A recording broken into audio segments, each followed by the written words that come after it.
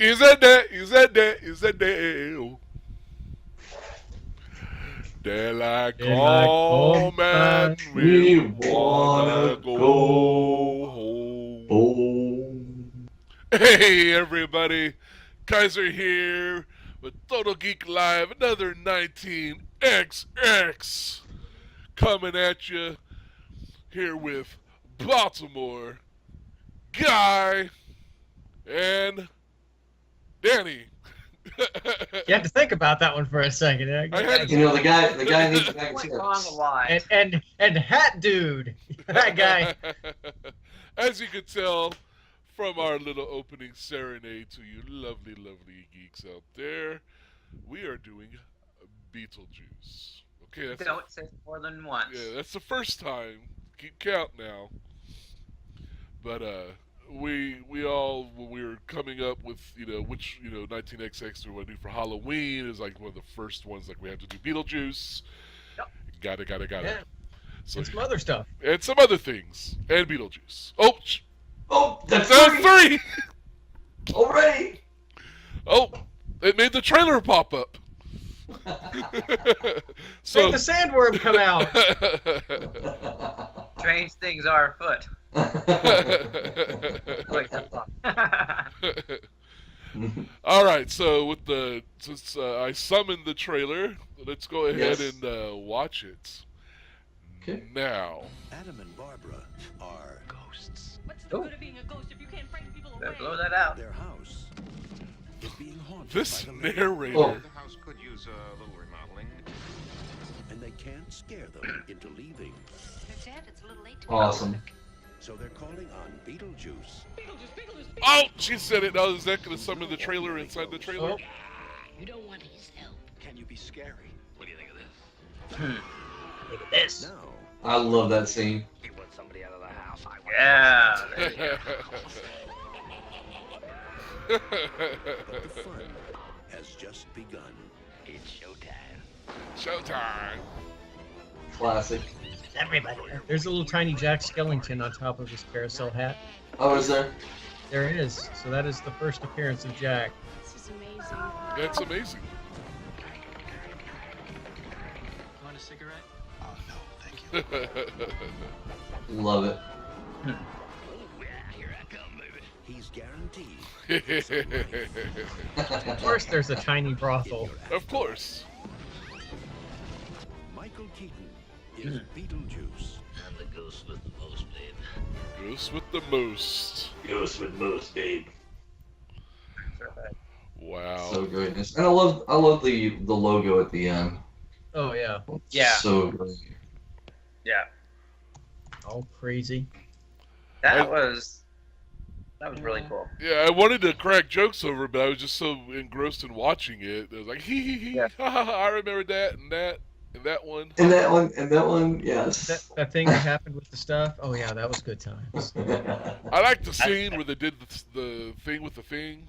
That was Yeah. awesome. That was totally Oh, awesome. people were there? Yeah. Mhm. No, but Like seriously, who all saw this in the theaters? I I think I did. must have, yeah. Yeah, I think I did. Yeah, I definitely did. This is one of my Cinemark Cinema 4 memories. Oh, Would have to, yeah. very nice. It was very fun and weird and kooky and cool. Yeah. This was his follow-up film to Pee-wee's Big Adventure. Yes. I do believe so, because this was 88. He did Big Adventure in 85? Yes. Right. Right. Was that 85? Yes. Yes. Yes, it was. Yes, it was. Yes, so this movie next year will be their big 30th anniversary come March. And is that gonna be when they unveil the sequel? Everything's turning 30 except me. You could too. Yeah, I don't know. Baltimore, do you think there's going to be a sequel?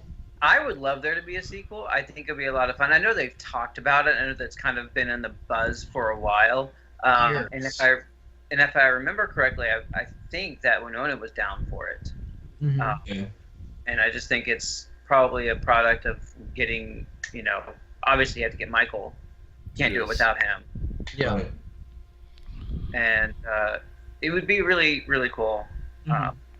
But one thing that I really love about this film is that I think it gets better and better every time I watch it. Oh yeah. I think there's more and more things that I'm like, oh my god, there's that. And like you were saying, Guy, about the little Jack that's there. You know, all these little things you didn't like see before, and you're like, oh my god, this is so cool. Like, oh, I never noticed that part. And Right, because this was before like we knew Tim Burton as Tim Burton. You know, this was just some weird movie.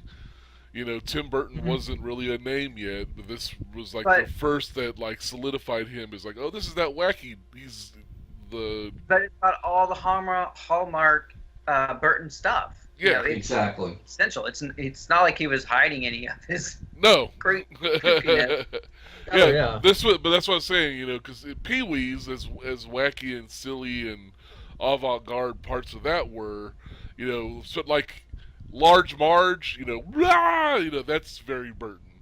You know, Yes. you look back, but this like it's all his fingerprints all over Oh, it. It's like absolutely. this is me as a filmmaker. You know, his real introduction into the world. I feel like, you know. It was basically the Large Marge scene turned into a movie with all the creepy monsters and everything. But Better for it. an interesting thing, because I just remembered when you're talking about the sequel, I remember what the premise was. It was going to be called Beetlejuice Goes Hawaiian. Yeah. So they were Okay. going to have some crazy Hawaiian adventure. I'm sure it'd be about tiki gods and surfboard contests. But Right. yeah, you know, that would be hilarious and weird, and give him plenty chances to wear Hawaiian shirts, Right. which I can relate to. But Did this start your fetish of Hawaiian shirts? no, but I wouldn't be surprised if it worked its way in there somehow. Right. So. Just in the back of your mind somewhere. In the subconscious, yeah. Oh yeah, yeah. Well, because I swear there was an official logo treatment release like a year or two ago. Like they like officially announced it started pre-production or something, and a logo came out. But of course, it's the internet. It could have just been. Right, I saw somebody do posters with Michael Keaton kind of updated Beetlejuice, and then Winona Ryder's Lydia on another poster. Yeah. But that was all just fan art. I mean, it was really high quality. But that's that's all I saw on it. But Guy, was this? I know Danny Elfman. He was in Oingo Boingo and such, and then he did the music for Pee-wee's Big Adventure, and then he did this film. Oh yeah. So I guess he was kind of like Burton. He was kind of starting his whole Film musical film score career. Mm-hmm. This is, I mean, yeah, this is one of those more iconic themes. When you think of Danny Elfman, even Tim Burton, it's like they go together. They've been working together for years and years. I mean, this thing just sounds like a carnival of just craziness. Yeah, they're like peanut butter and Miracle Whip. I mean, they just go great together. Yes, let's go with that. Okay. It's actually not as bad as you think. See, it's good. Who are you people?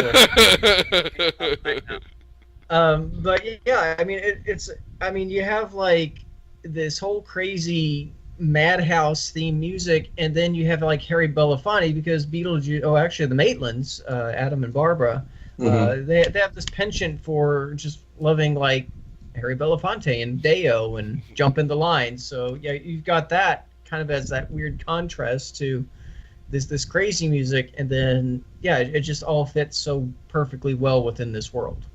Yeah. Now, originally this movie was going to be a full-on horror movie. That was what the original script was, and then they actually rewrote it as being what we have now as the comedy and all that. Personally, I can't even wrap my head around what a horror movie with the Beetlejuice character would have been like, and being more demonic and stuff. But I know that there was some really, really touchy material in the original script that they wanted to do, and I'm really very glad that they didn't. So, Danny, do you have any examples from that script that? Well, yeah, there was. I mean, Beetlejuice was going to kill Delia. Really? There was a scene with that, and then there was also an unfortunate rape scene with Lydia. That's unfortunate. That would have made That is unfortunate.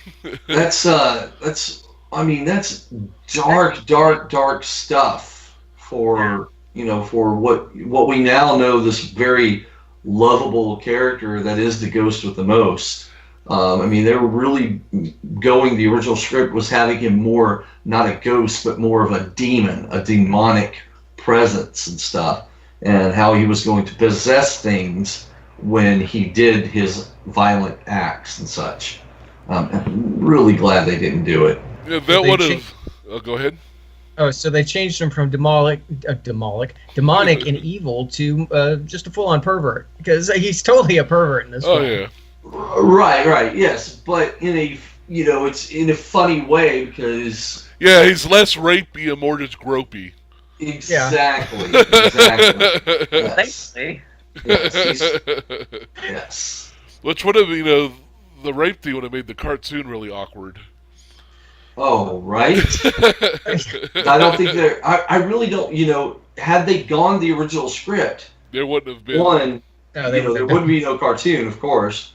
But I really think maybe Burton's career would have taken a different path. Yeah. I think so. I actually really agree with you on that. I think it would be.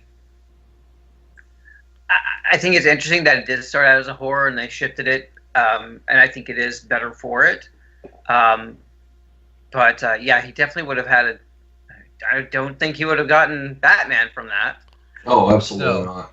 No, I really think that we would see him in like D-level movies. Although now I want to see a full-on horror directed by Burton. I'm kind of curious. Yeah. Right. If he came up with like an original character, demonic character or something, then sure, I think that would work. Like Ant Shake. Sorry, I was trying to think of something that wasn't Beetlejuice, but a Jake. Shake. but a Is that the like one that Ant. brings all the boys to the yard? I'm not sure. And then kills them. And then kills them with Damn tiny right. little fire ants. Well, I mean, he does lend himself very well, easy to the horror and that kind of weird, avant-garde, strange, nature. He's done this. He's done Demon Barber Street. That. So you have those kind of weird, quirky. Edward Scissorhands. It was all those kind of like dark and macabre. He makes that turn. Pretty often. With the stuff that he produces, or the stuff that he does. So Sure. He never kind of crossed that line. Yeah, there's scenes in Beetlejuice where it gets. I mean, it edges into that. This isn't silly and wacky. This is just disturbing, and he's not a good guy, and he's about to do something horrid. It touches on that. He crosses that line a little bit throughout Beetlejuice. I'm Right. going back to the earlier comment. I thought about it for a second, and yeah, Tim Burton actually has done a horror film. He did Sleepy Hollow. That was not a gentle film. That's right. Sure. Right. That gives you a good idea if, like, you kind of let him cut loose, he gets all head choppy. Right. Balcony. And guys, one thing we have to remember is that while Burton directed this, the story itself was by other people. Michael McDowell and Larry Wilson actually did the story, and then Michael McDowell co-wrote the screenplay with Warren Scarron. So I'm not quite sure how much of. I don't know. Couldn't find the research in time to find who worked on the original script that was going to be the horror movie. Mm-hmm. It would be interesting to know if that was Tim Burton's original concept or something, or if it was this Michael McDowell guy or some other kind of writer that had that. Yeah. I mean, one of the things that's kind of stand out about Burton films is that they all have a lot of the same palette. These white, black, grays, that kind of feel for it. So you can immediately tell a Tim Burton film. You're like, oh, yep, no, this is. So when you see this for the very first time, it's kind of like this. Oh wow, back in '88 when this came out, you're like, it hadn't been done before. You didn't have this kind of color palette really being focused on. And I think that's something that's really interesting that he stuck with it, that he's made it like that's his signature thing. But I mean, he does it well, so I mean, it works. And he's gone, vibrant with like Mars Attacks. It's a little more colorful and stuff, but it's still in that kind of obscure, avant-garde, Kitschy. word, kitsch, Yeah. thing. But it's still, you watch it, that's Tim Burton. Mm-hmm. That 40s, 50s sci-fi aesthetic is much akin to his gothic aesthetic that he brings. It's all kind of in that same realm. Which is that Tim Burton film with Johnny Depp and Helena Bonham Carter? Well, now for the extended edition of this particular 19XX, with the music by the Danny Elfman, of course. So. Oh God. Right. I really like this film. I love Winona Ryder in it, and I thought, Catherine. I think this was my first introduction to Catherine O'Hara. Yeah, same here.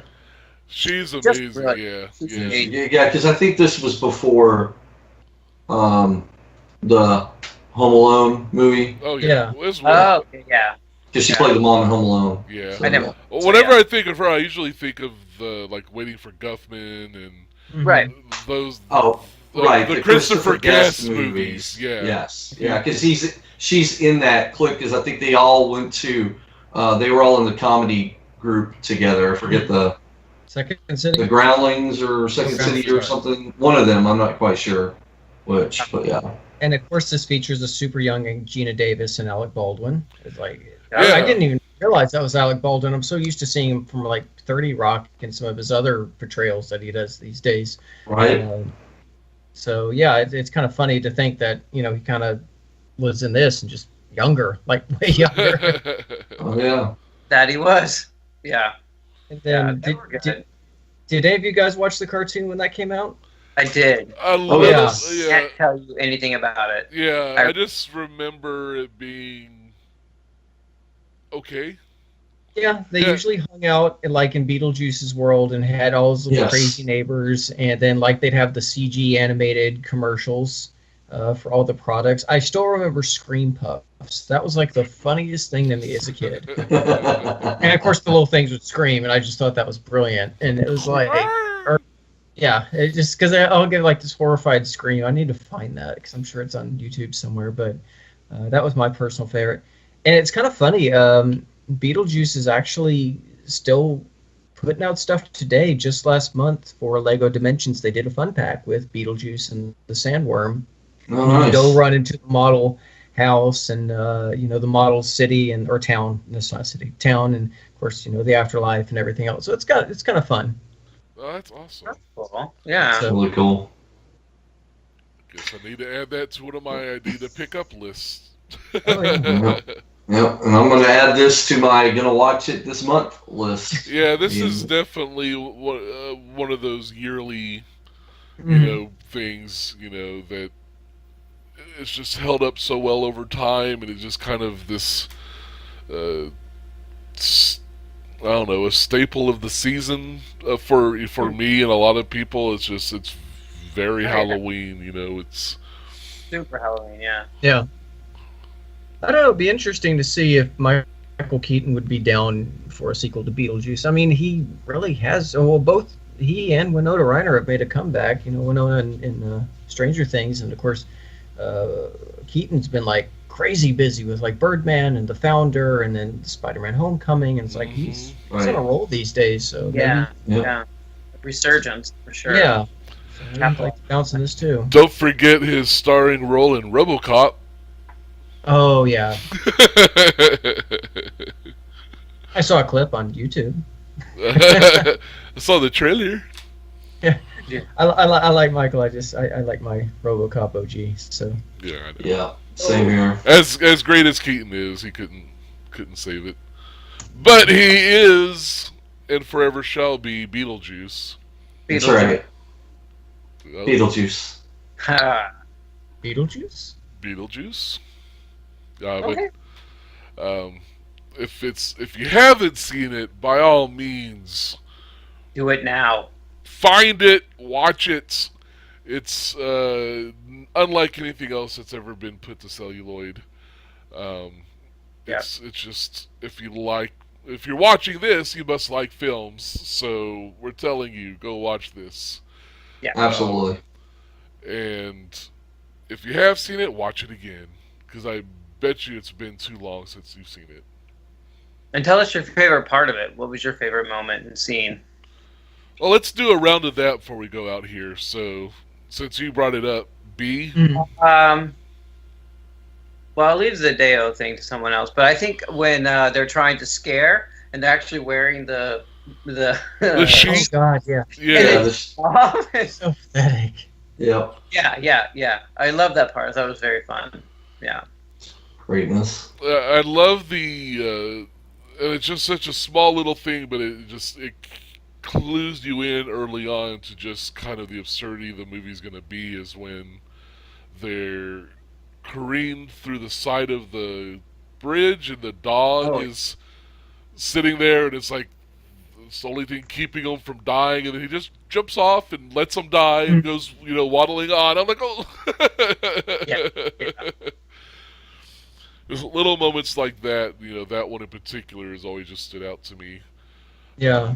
I think for me is just when he starts taking over their little model town, Oh yeah. and then of course he has his little grave, and then he puts like that brothel in there with all the sleazy girls because he's just so and he just he's all dancing into it, and it's just so funny. And he's protruding things because he's Spiky. The ghost with spiky. Yeah. Orange. I don't see. Yeah. I don't see the point you're trying to make here. I'm sure it'll come up though. I'm sorry. Am I being a prick? But yeah, he's just such a sleazy jerk. It's Right, and that's another one. With his sleaziness, one of my favorite scenes is towards the end when he's in the afterlife waiting room, and you've got the girl who's like in severed parts, and he's kind of rubbing on her leg. He's got all. Oh God, who didn't have nightmares with the shrunken head guy the first time he saw him? He's like, oh yeah. Around Halloween, there was a tiki bar in Vegas that used to have like an awesome model of that guy that they just sit in a chair, so it had a teeny tiny head with the big bug eyes. So yeah, I love so that. awesome. So awesome. Can you So imagine just if you were- iconic. And you were seeing that, and you're like, what? Guys, I'm like, well, oh, that- oh man. but yeah, This is a we could go on and on. By the time we finished saying all of our favorite moments, we would have quoted the whole movie. Right. Mhm. And then B, as you said, Eating a few scream puffs, sing a few rounds of Deo, little Banana Boatman song.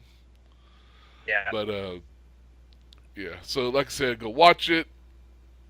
If you've seen it before or not, watch it. We're going to again. All of us, I'm sure. Right Yep. now. Definitely. No, I will probably in the next couple days. No, For sure. I thought we were gonna go to watch it now. Oh, we can watch it now. If you want to watch it now. Fine. All right. I want it. All right, so this has been another 19XX. Just joyously, fondly recapping the glory that Tim Burton brought unto us, called Beetlejuice. You guys. Beetlejuice. So thank you for watching. Let us know your favorite scenes. If it's not the Banana Boat song, because that's everybody's, that's a given. So any scene that's Right. not the dinner scene, that's your favorite Yeah. scene. we'd love to hear. Is it the sandworm? Is it Lydia at the end? You do that really well. Well, I've been lifted in the air by poltergeist once or twice before. Oh. But that's for another show. All right, guys. Thanks for watching. As always, it's all geek to us. Bye. Bye, everybody. Uh-oh.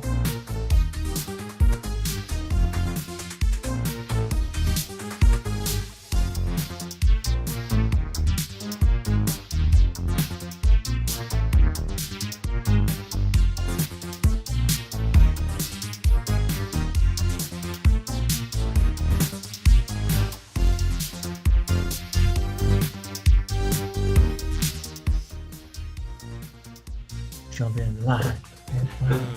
Okay, Oh, yeah. I believe you jump in the line. Okay.